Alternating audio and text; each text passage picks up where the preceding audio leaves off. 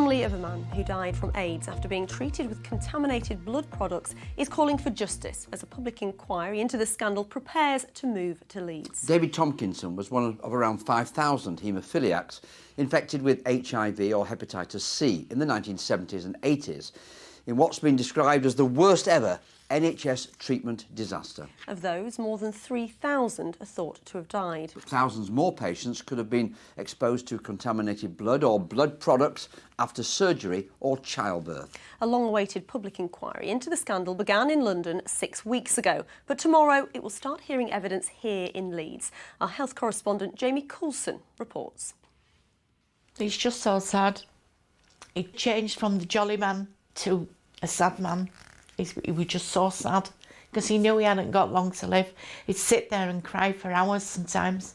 I feel crushed, and it doesn't matter that it's over 30 years he's been gone. I feel cheated. David Tompkinson was just 28 when he died. The young father became ill after being infected with HIV by contaminated blood products that were being used to treat his haemophilia. This is me and David and our first child, Rebecca. This is David when he was ill, and this is David when he was a healthy bloke. I just can't believe what they're putting through. I know. It's just so sad. And I see all these pictures of our happy times we had together. He tried his best. But unfortunately, it just ravaged his body away. And he just died. David was one of thousands of NHS patients infected with HIV or hepatitis C by contaminated blood or blood products in the 1970s and 80s. Many, like David, were haemophiliacs who relied on injections of a clotting agent called Factor VIII, which was made from pooling human blood plasma. Some stocks were imported from the US, where prison inmates and others were paid to give blood.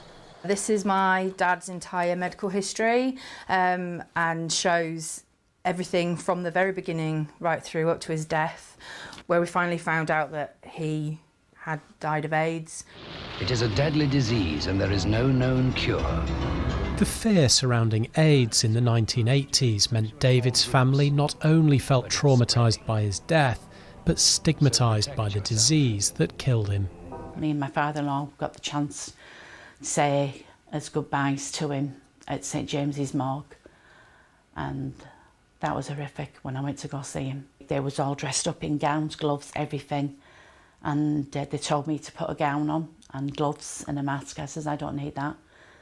There was a bit of an argy-bargy about it, and that was the last time I saw him. Good evening. Some of the victims of the worst scandal in the history of the NHS. A long-awaited public inquiry launched 6 weeks ago in London has started hearing evidence from those affected.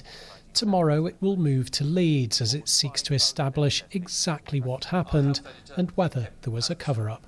I hope we do get some justice for everybody, not just for my husband, but for everybody else who died through all this and the people that are infected now. It should never have happened. It should never ever happened at all of this. Should have been walking around being a healthy bloke. And unfortunately, it's not. We're joined now by Clive Smith from the Haemophilia Society, which helps people with bleeding disorders. We just heard that moving story there from that one Yorkshire family who've been affected by contaminated blood. But how widespread is this? We know that around 5,000 people were infected, and of those 5,000, around 3,000 have died. We know that still, despite this happening decades ago, that people are still dying at the rate of 1 every 4 days. One thing that hasn't happened in all of this is that there's been no look-back exercise. So, for example, we know what batches of blood were infected and we know who those were given to.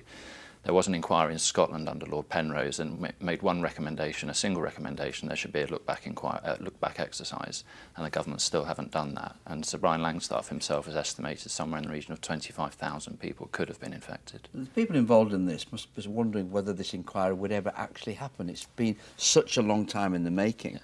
What do you think they can realistically expect to achieve? Everybody wants truth and justice, but as you say, one of the big issues is that this has been delayed so long, and as we know, justice delayed is justice denied. But there are still lots of things that can be done. We can still look back and look at records. But one of the main things that campaigners and we at the Society certainly want is for senior politicians to be giving evidence, people like Sir John Major, for example, the politicians who were around at the time, because we know documents and papers have been destroyed, and it's only those personal testimonies from those people that's really going to get to the truth of this. So I think we still can achieve something even at this late remove. So tomorrow the inquiry is coming to Leeds, but how long until we hear the outcome of the inquiry? Sir Brian Langstaff and his team have estimated that they will report somewhere in the region of 3 years' time. What's happening in terms of the inquiries is being bookended with personal testimony. So if you, as you've said, the inquiry is sitting tomorrow in Leeds, and it's hearing personal testimony from people who've been infected and affected. Next spring, the inquiry will move to its next phase, which is the investigative phase, where government and the likes will be looked into and examined. When it's accepted that this is definitely one of the worst ever NHS disasters, it seems such a long time that this has happened, isn't it? It's scandal in itself. It is a scandal in itself. As you say, we've campaigned at the Society for over 30 years, along with other campaign groups too, and consecutive governments have denied the inquiry and tried to bury it. And people feel very much that because of the stigma around things like HIV and hepatitis, they feel that's been preyed upon, where some people are always willing to come forward and make themselves known about the issues and problems they've had. Lots of people have sadly died quietly with HIV and AIDS and had to lie about their conditions because of the stigma around it.